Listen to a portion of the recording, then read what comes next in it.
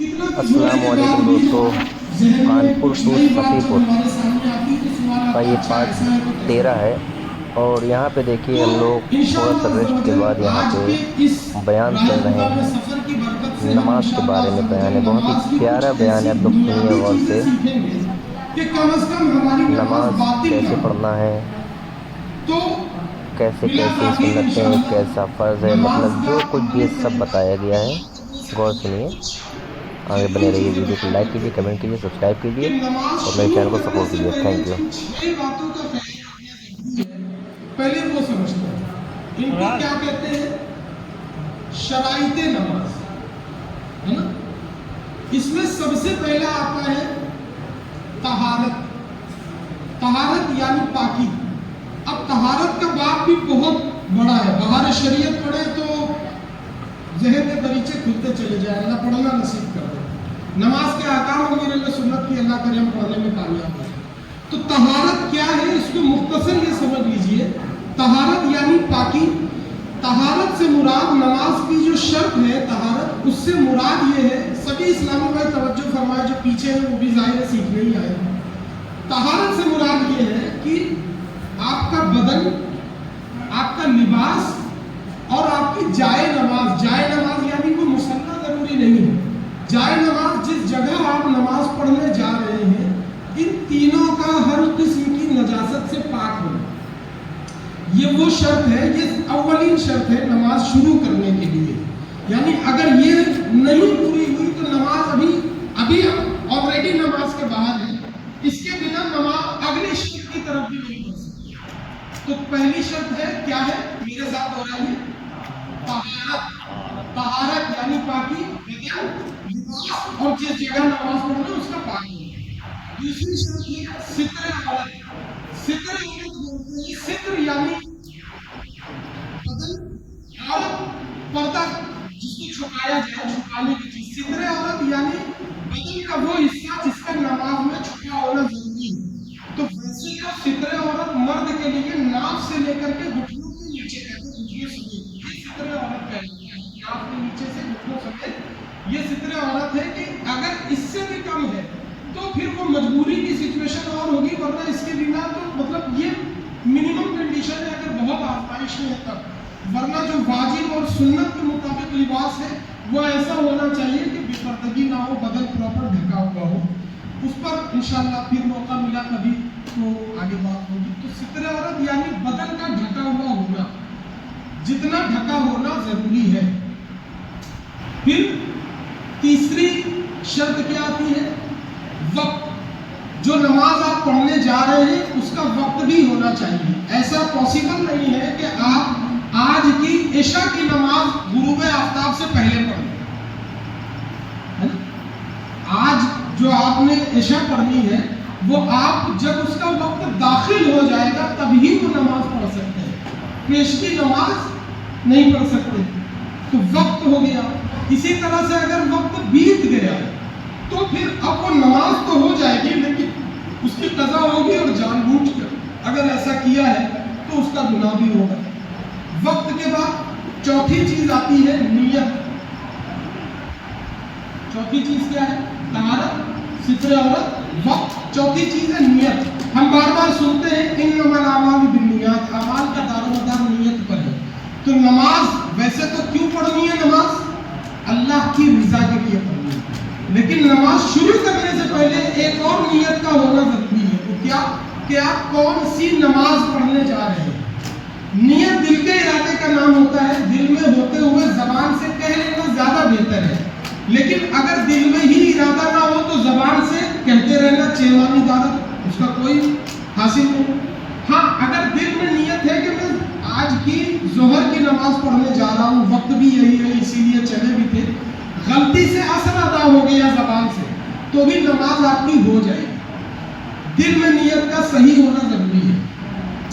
نیت کے بعد ہے استقبال قبلہ، یعنی نماز پڑھنے کے لیے قبلہ کی طرف آپ کا رخ ہونا ضروری ہے۔ ایسا نہیں کہ بس پاکی ہے، کپڑے پہن لیے، وقت ہو گیا، نیت کی کدھر بھی منہ کھڑے ہو کر کے ہم نے منہ کر کے ہم نے نماز پڑھ لی ہے۔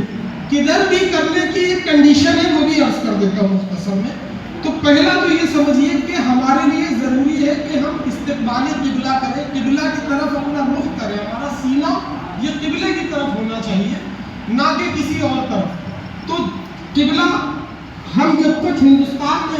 यहाँ से और भी आस पड़ोस के मुल्क में भी अगर जाएंगे तो तकरीबन यही बनता है कि जिस तरफ सूरज गुरूब होता है उस तरफ खाना काबा है। तो कुछ डिग्री का फर्क होता है, लेकिन अगर और आप सफर में हैं, जगह का आपको तयन नहीं हो पा रहा, किसी अंधेरे कमरे में आपको किसी ने ले जाकर बंद कर दिया, वो सिचुएशन अलग होगी। लेकिन अगर आप तयन कर सकते हैं, देखने वाले सितारों के जरिए से भी इस्तकबाल किबला पता कर लिया करते थे, लेकिन अब आजकल मोबाइल में वो चीज़ें मौजूद है, कंपास मौजूद है। तो इस्तकबाल किबला अगर आपको पता है तो कर लीजिए वैसा, वरना किसी से पूछ लीजिए मकामी से जो आपको बता दे कि पूर्व पश्चिम की तो मालूमात कोई भी दे सकता है। हिंद में रहते हुए अगर कोई ऐसा नमाजी मुसलमान आपको नहीं दिख रहा, किसी से भी पूछने के बाद पश्चिम किधर है, सूरज किधर डूबता है, वेस्ट किधर है, वेस्ट की तरफ रुख करके, यानी वेस्ट में चूंकि काबा मुअज़्ज़मा की तरफ रुख करना है, वेस्ट की तरफ रुख नहीं करना। ऐसा ना हो आप अमेरिका जाए और बोले कि वहां तो बताया था कि वेस्ट की तरफ रुख करना है, वहां से रुख बदल जाएगा। तो मगरिब की तरफ रुख करके जिधर सूरज गुरूब होता है हमने नमाज पढ़नी है, इसको बोलते हैं इस्तकबाल किबला। अब इसके बाद छठी चीज आनी चाहिए, तहारत, सित्र औरत, वक्त, नियत, इस्तकबाल किबला। अब है तकबीर तहरीमा।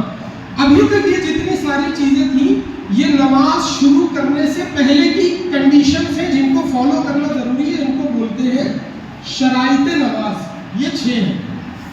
जैसे ही हमने तकबीर तहरीमा कही, तकबीर तहरीमा यानी लफ्ज़ अल्लाहु अकबर के साथ नमाज को शुरू करना है ना, अल्लाह पाक के नाम के साथ नमाज को शुरू करना, अल्लाहु अकबर।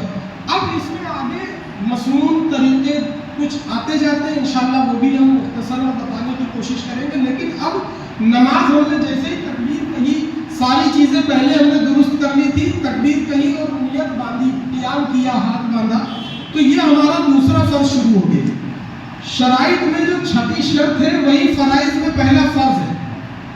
नमाज के बाहर होते हुए हमने आखिरी जो काम किया था वो एक शर्त थी, और नमाज में दाखिल होते हुए हम पहला जो काम करेंगे वो एक फर्ज है, उसको बोलते हैं फर्ज। कहने को दोनों चीजें लाजिम और जरूरी है, शर्त हो या फर्ज हो, इनके बिना नमाज पूरी नहीं होती। अगर शराइत पूरे थे और नमाज शुरू हो गई, अब कोई फर्ज रह गया तो नमाज फासिद हो जाएगी, और अगर शराइत ही पूरे नहीं थे तो नमाज शुरू ही नहीं हुई। तो इस बस ये फर्क है। अब जब हमने तकबीर तहरीमा कही, हम काबा मुअज़्ज़मा की तरफ रुख करके खड़े हैं, हमने हाथ बांध लिया, तिलावत की। अब कौन कौन सी चीजें, तकबीर तहरीमा के बाद दूसरी शर्त है, पहली शर्त हो गई तकबीर तहरीमा, दूसरी शर्त है क़ियाम, यानी फर्ज नमाज में क़ियाम ये फर्ज है, खड़े हो। क़ियाम में क़िरात हम करते हैं, है ना, ये भी एक शर्त है। क़िरात की एक अपनी मिक़दार है कि कम से कम इतनी होनी चाहिए। आमतौर पर हम क्या करते हैं, वाजिब भी क्या है कि सूरह फातिहा और उसके साथ कोई एक सूरह मिलाना, या कोई 3 ऐसी आयत जो किसी एक छोटी सूरह के बराबर हो, या कोई एक बड़ी आयत या कोई 3 छोटी आयत, इस तरह से हमने मिलाना है। क़िरात के बाद अगला नंबर आता है फर्ज में रुकू। रुकू बोलते हैं उसको कि इतना झुकना कि हाथ बढ़ाए तो घुटनों तक पहुंच जाए, ये रुकू का अदना दर्जा है। और आला दर्जा इसका ये है कि पीठ एकदम सीधी हो जाएगी। इंशाल्लाह आगे आखिरी 5, 7, 10 मिनट में इसको प्रैक्टिकली हम एक बार एक्सपीरियंस करेंगे। रुकू के बाद जो फर्ज है एक और, वो है सुजूद, सजदे करना। इसके बाद कायदा आखिरा, अगर हम 2 रकत की नमाज पढ़ रहे हैं तो जो दूसरी रकत में हम बैठते हैं, तहियात पढ़ते हैं, इसको कायदा आखिरा बोलते हैं। और अगर 4 रकत की नमाज है तो जब दूसरी में बैठेंगे तो इसे कायदा उला बोलते हैं। और चौथी रकत में जब हम बैठेंगे, यानी जितने रकत की नमाज है उसकी आखिरी रकत में जब हम बैठते हैं उसको कायदा आखिरा बोलते हैं। ये फर्ज है। इसके बाद आता है खुरूज बिस्मिल्लाही, यानी नमाज से बाहर आने वाला अमल करना, और ये सलाम के साथ बाहर आना, ये वाजिब है। अब इंशाअल्लाह ये बहुत सारी तफसीलात इसमें जहन में आती चली गई, लेकिन वक्त इजाज़त नहीं दे रहा है। इंशाअल्लाह आप सब खड़े हो जाइए, सब बना लीजिए, और कुछ इस्लामी भाई, जैसे ये आगे हमारे आरजू भाई हैं और भी हमारे पीछे इस्लामी भाई, एक एक सफ में अगर एक एक जिम्मेदार इस्लामी भाई जिम्मेदारी ले लें और वो